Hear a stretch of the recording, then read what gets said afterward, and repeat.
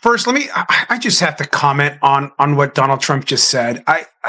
What is wrong with that man? I mean, seriously, the making this about him always saying now more and more bizarre things. This is not the way he reacts to tragedies, and he's got to be called out every single time. I mean, I cannot believe that this is the person running our country right now. But onto your question.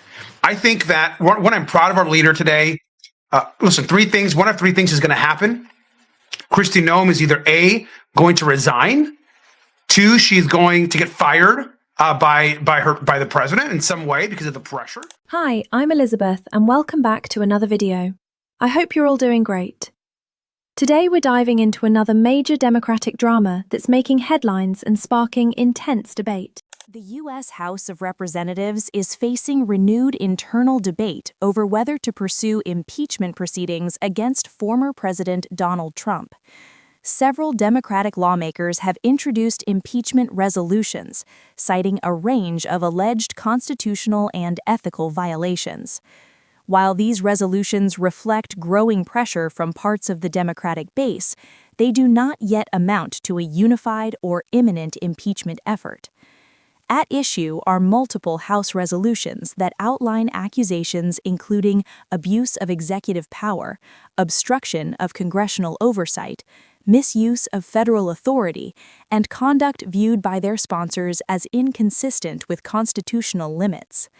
One proposal lays out several articles of impeachment intended to present a broad case centered on patterns of behavior rather than a single incident.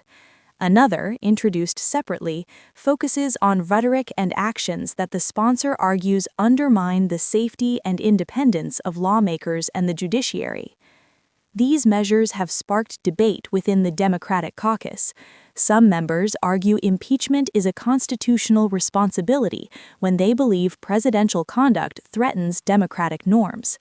Others warn that pursuing impeachment could distract from legislative priorities such as inflation, economic stability, healthcare, and public safety, issues many voters consistently rank as top concerns. Republican leaders and Trump allies have dismissed the impeachment efforts as partisan and politically motivated. They argue that previous impeachment proceedings did not result in Senate convictions and cautioned that renewed efforts could deepen polarization rather than produce accountability. From a procedural standpoint, the introduction of impeachment resolutions does not guarantee House action. For impeachment to move forward, House leadership would need to bring a resolution to the floor and secure a majority vote.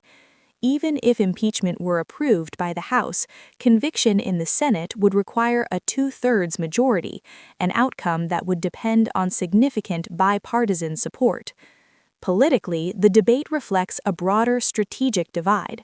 Supporters of impeachment believe it demonstrates a commitment to constitutional oversight and accountability. Skeptics worry it could reinforce narratives of political overreach and energize opposition voters ahead of the 2026 midterm elections. Regardless of outcome, the discussion itself carries consequences. It shapes campaign messaging, influences voter turnout, and affects how both parties frame issues of governance, accountability, and executive power.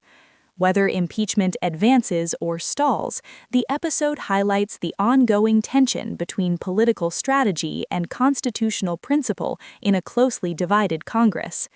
In the months ahead, lawmakers will weigh whether pursuing impeachment strengthens democratic norms or risks overshadowing legislative priorities. Ultimately, voters will decide how they judge these choices in future elections.